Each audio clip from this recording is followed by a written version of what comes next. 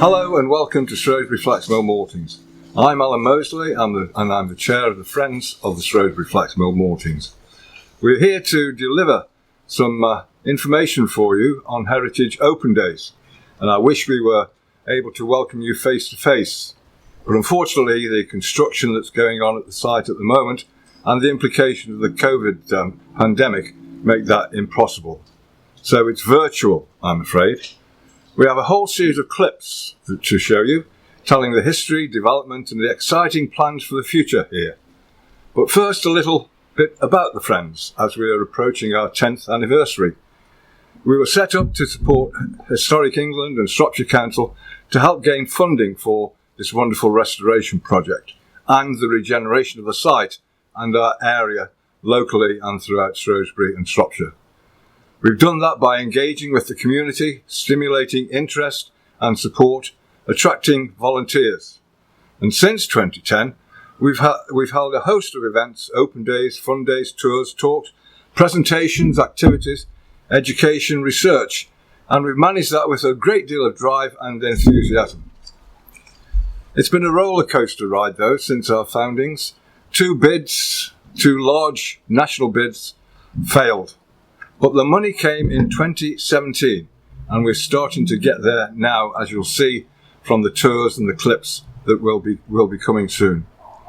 The Friends are growing and preparing for an even bigger role thanks to the massive funding from the National Lottery Heritage Fund, the incredible commitment from Historic England since they took over and bought the site in 2005, and also ongoing support from our council.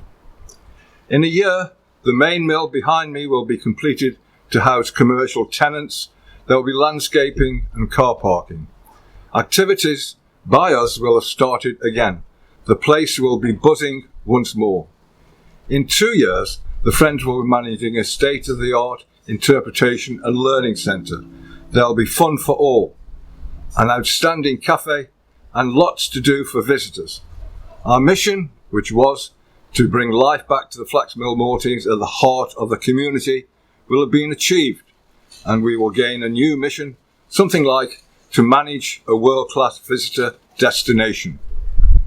I hope you enjoy our virtual talks and tour. I hope you'll fill in some forms to stay in touch, and I hope you'll put a slot in your diary for around this time next year and come to an actual Heritage Open Day here at Shrewsbury Flaxmill Maltings.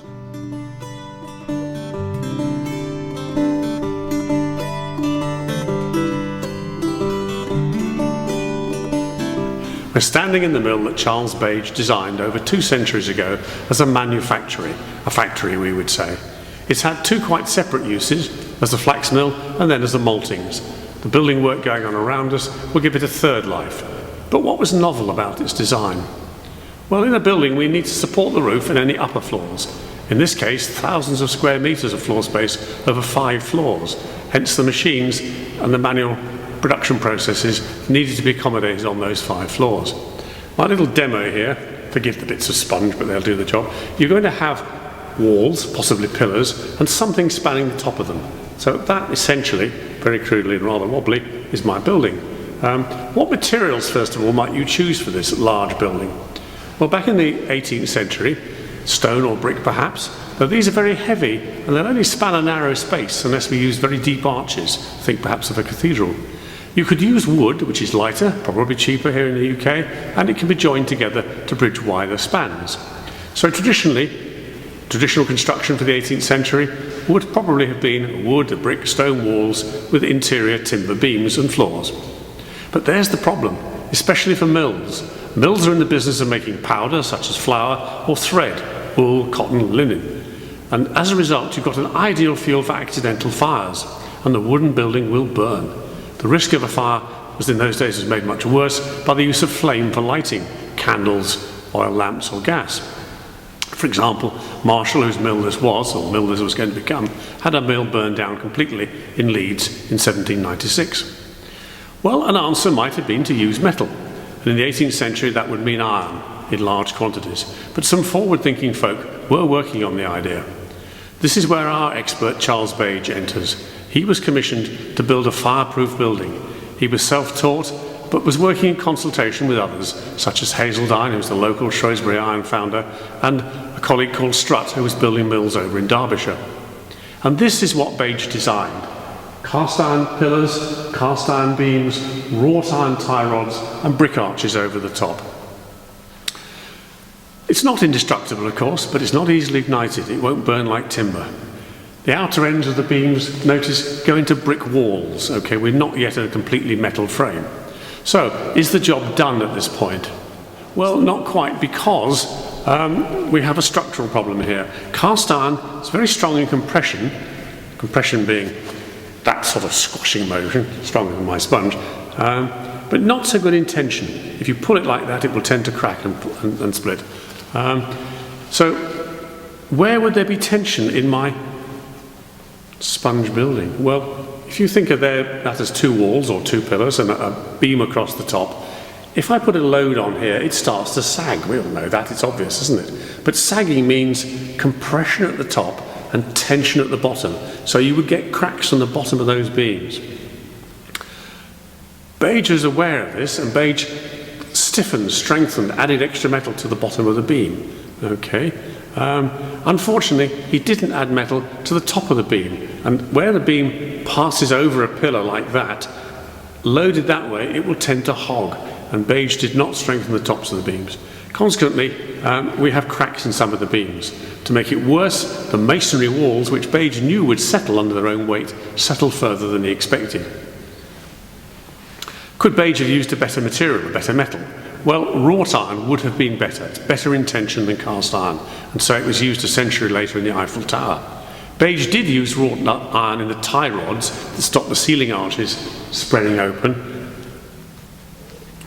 but it was the mass production of wrought iron didn't really get underway until the end of the 18th century, early 19th century, and the metal in his day was still far too expensive and scarce, so not practical for him to use.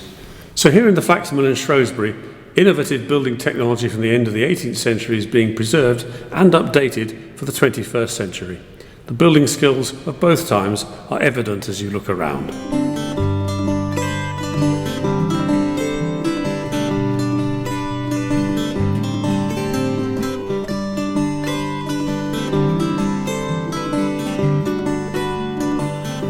Behind me we have the Shrewsbury Flaxmill Maltings, nearly 225 years old, built of brick and iron, as we know, to make it fireproof.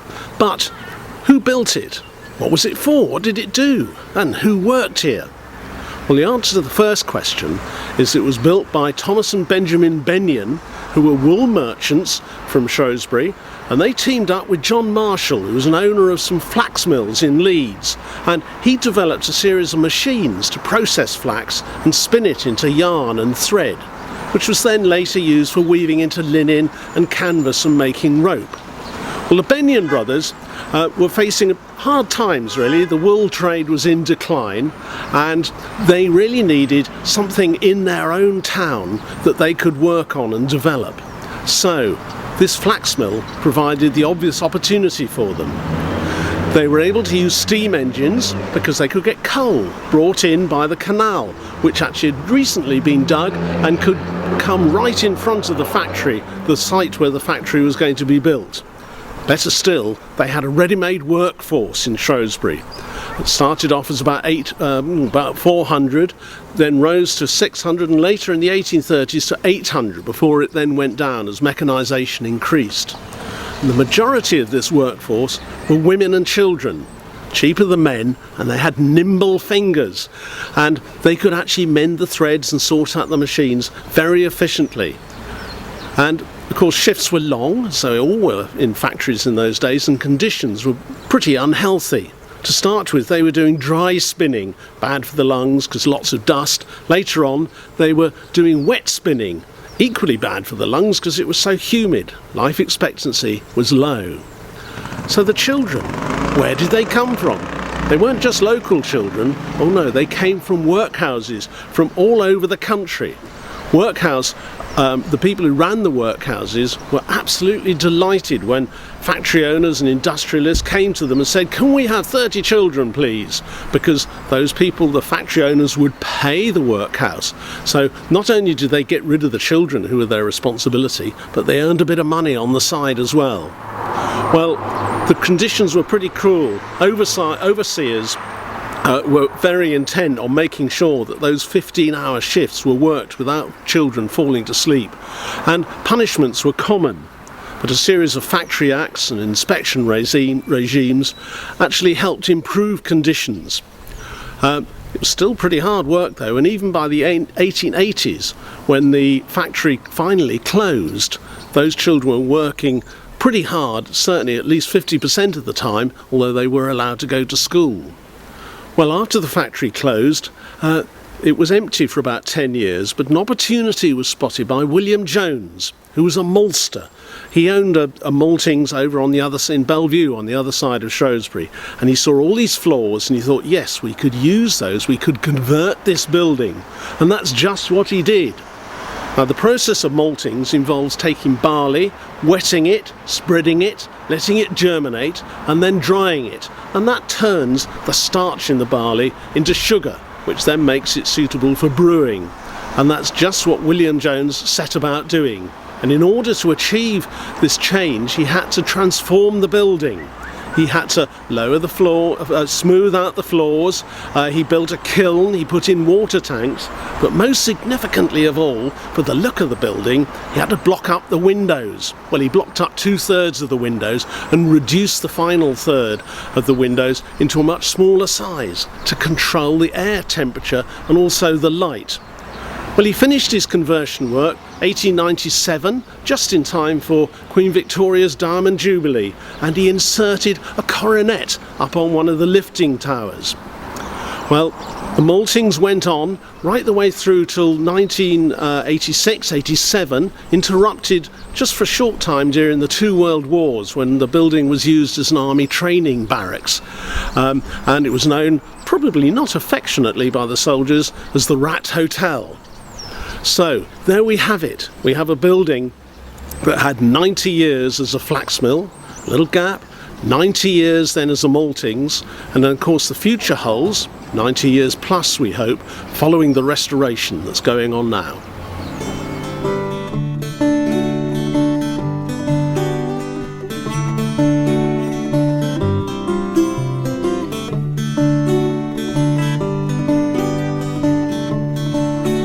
I'm Nick Hill of Historic England. I'm the project manager for this project. The construction work side of it is my baby. I've been on board with the project since 2014. We got underway with the project about 3 years ago now with the first phase of major repair works to the mill.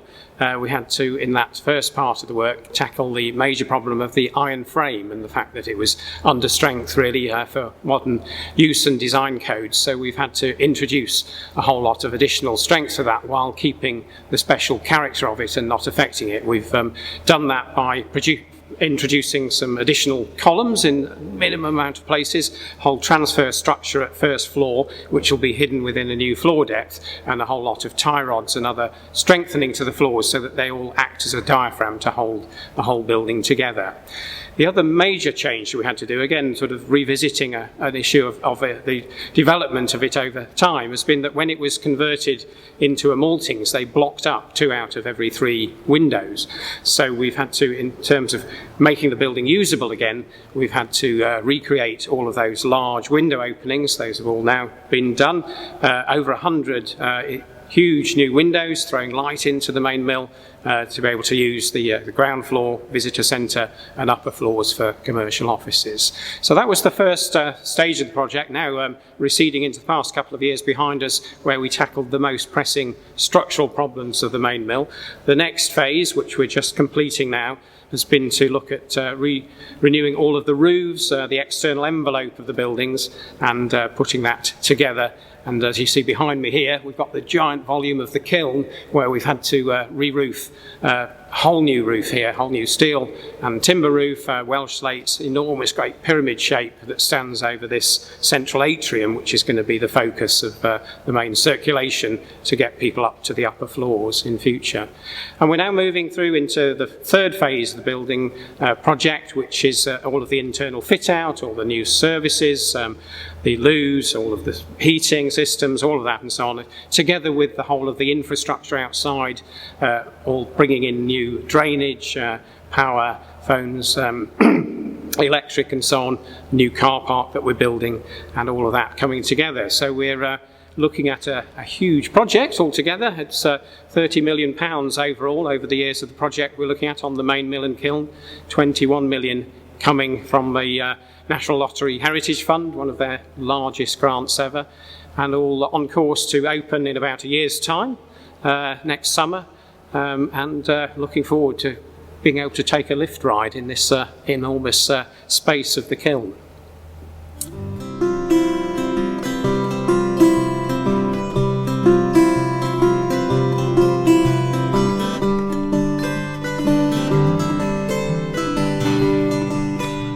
Hello, I'm Alistair Godfrey. I'm the project lead for Historic England. I have the responsibility for the delivery of the entire Shrewsbury Flaxmill Malting project. It not only includes the main mill, but it also includes the delivery of the wider site, which is obviously the other 7 listed buildings and the wider development sites as well. As you know, we are on site at the moment with a £28 million project to restore the main mill. This is primarily funded by the Heritage Lottery Fund, plus Historic England and some money from Shropshire Council as well. As you know, on the ground floor, we are installing a cutting-edge interpretation scheme, which will be managed by the Friends, as well as a cafe, again, managed by the Friends. And I'm sure that's going to be covered by another video that somebody else is going to be producing for this series. The main mill project that we're delivering also consists of the 4 upper floors. This is about 28,000 square feet of commercial space. We are looking to create 4 floors of high quality contemporary industrial office space, in effect, for primarily the creative industries we'd like to attract. This space is going to be coming onto the market later on this year, and will be available for occupation in late summer, early autumn 2021.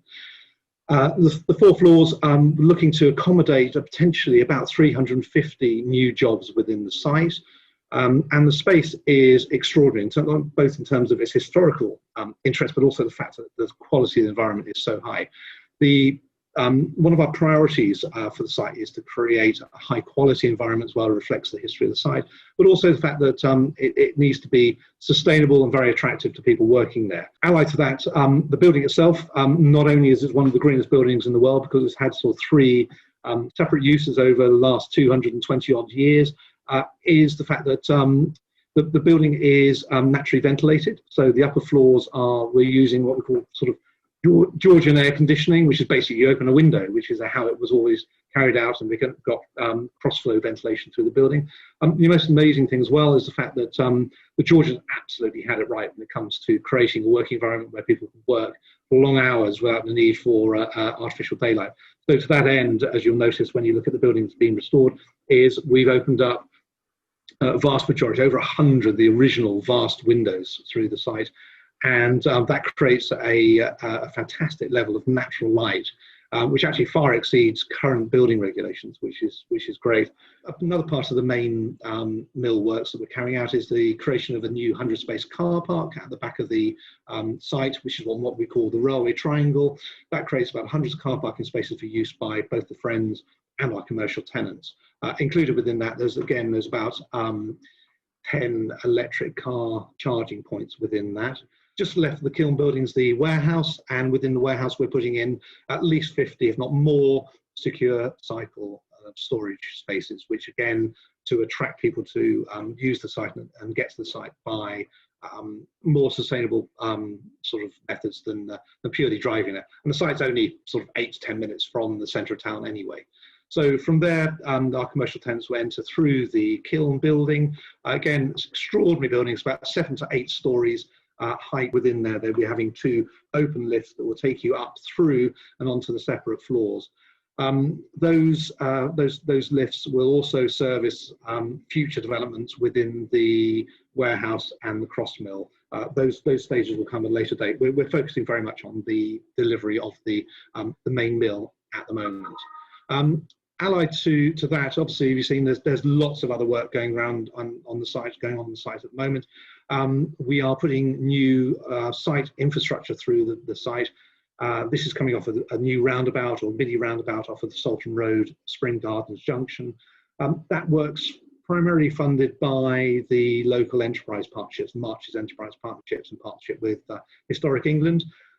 That we're putting in a new road that will take you into the site and round the back of the apprentice house. That will provide access and parking for disabled people to the new commercial space, but also provide servicing and access to the new development plots, which are situated along the front of Spring Gardens, the former bus depot, and the sites at the back.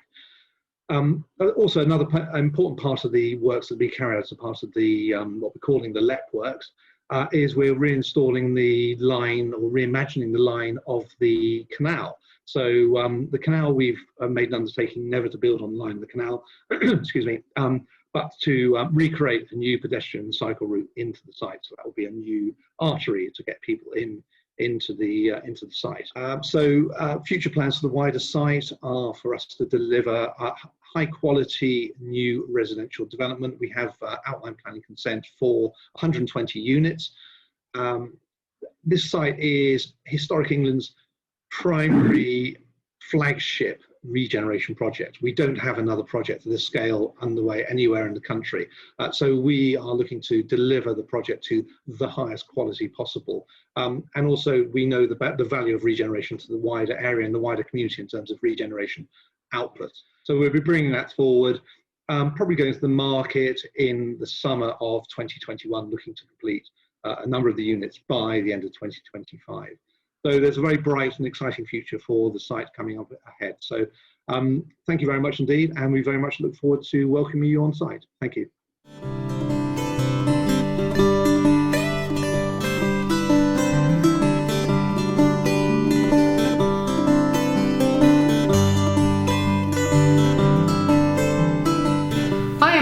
I work for the Friends of the Flaxmill Maltings, and what I'd like to do is tell you a little about the exciting future that we have got in store for you. So from April 2022, you heard it here first, we are going to opening the ground floor of the main mill of the Shrewsbury Flaxmill Maltings. Now what's that going to look like, I hear you think? You'll be very happy to know, for people who've been on site before, that it will have a fantastic cafe. See? Right, if you need any more reasons to come other than the cafe, there will be a fantastic visitor experience. So when you come now, you learn lots about the flax mill, the maltings, the World War II phase, about every bit of history, the social history of the site. What we're hoping to do in the main mill is to do that but better, in a more immersive way, so that you can smell the smell of the malt, so that you can feel the temperature rising as the barley is being prepared around you. It's going to be the visitor experience that this site deserves, and we can't wait to welcome you to it. So you can choose to come as either an individual visitor, clearly, bring your auntie, bring your uncle. You can come as a family group, you can come as a group tour by coach. And what we're really excited about as well is, of course, an education program, because what we're currently doing, and you may have come already and dressed up as a little apprentice, and we make you work really hard breaking flax manually, or you may have worked on a little pulley system with Lego. That is the sort of thing that we want to develop more, and we're really excited to be able to offer that to school groups coming.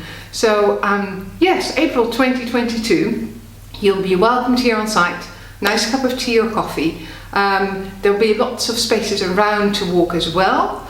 And for instance, what we have been starting to do and what we'll continue doing is offer you guided tours of the site, hopefully up to the tower. We're still negotiating about that, but also walks in the environment, because of course this site was not just built here, it's made a difference to the entire environment of Ditherington.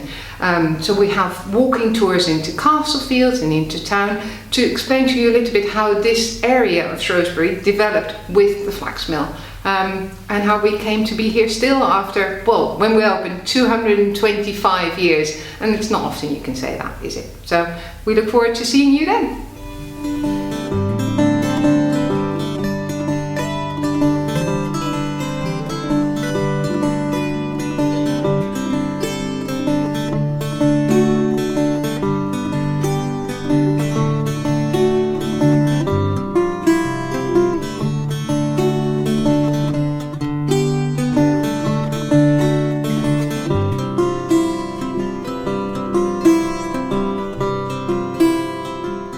Welcome to the Visitor Centre, which opened in 2015. Here you can learn about flax processing and the martial workforce of 800 men, women and apprentice children.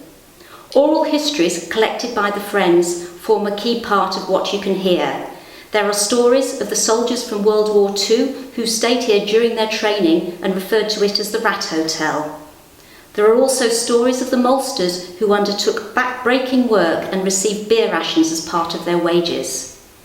Unfortunately, the main building cannot be accessed during its refurbishment. However, please visit us on Saturdays, where we will give you a warm welcome, and you'll be able to meet the volunteers who can point out key parts of the building, including the Jubilee Tower, which was put up for Queen Victoria. The new Interpretation Centre opens in 2022, and we really look forward to welcoming you.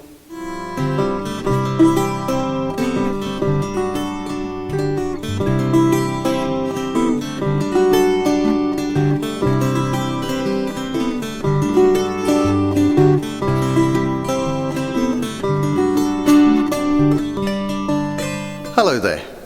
I'm Richard Benjamin and I'm the coordinator for the Friends of the Flaxmill Maltings, and I'm here to talk to you about volunteering for the Friends. The Friends were formed about 10 years ago when a small group of local people, interested parties, got together as volunteers and formed a committee who organised many of the initial open events here at the Flaxmill Maltings. We run a Heritage Open Days every September and have done every year for the past 10 years, except this one. We also run family fun days, inviting people from both near and far to come along and enjoy a family day at the mill and have fun. Does what it says on the tin. We also have a thriving arts group who organise and curate open exhibitions, as well as encouraging involvement with the arts and the music here on site. Back in 2013, we were nominated for and won 2 Gold Mayor's Awards in recognition of our volunteers' outstanding contribution to the community. I'm stood in the Dye House. This huge and wonderful space is not yet due for full renovation, but it's been made structurally sound by Historic England and it's safe to use. This building we have for meanwhile use, and it's staged exhibitions, displays, workshops, talks, all sorts of things. In 2019, we invited a touring company to stage a production of Shakespeare's Much Ado About Nothing. That went out incredibly well. All of this, everything we do, is only possible thanks to our dedicated team of volunteers, who now number about 60. So what does volunteering involve? There are a few different ways that you could get involved with the Friends. Staffing the visitor centre.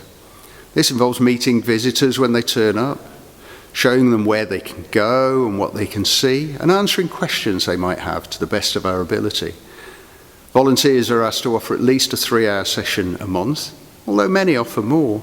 It's a very rewarding and exciting way to be involved in the whole experience of coming to the mill and of meeting different people and sharing their enthusiasm for the site. We also have a documentary research project going on. This is run by our expert historian, Penny, who is herself a volunteer, and involves looking into and recording the people who worked at the mill over 130 years ago, looking into their families and putting together their life stories. This research can be done from home on your own PC, or at the archives, or here once our offices are open again post-COVID. As I said, we have the arts group, Artists are invited to join the group and sit on the committee, making work, organising workshops and curating and hanging exhibitions, and being involved in all things arty here at the mill.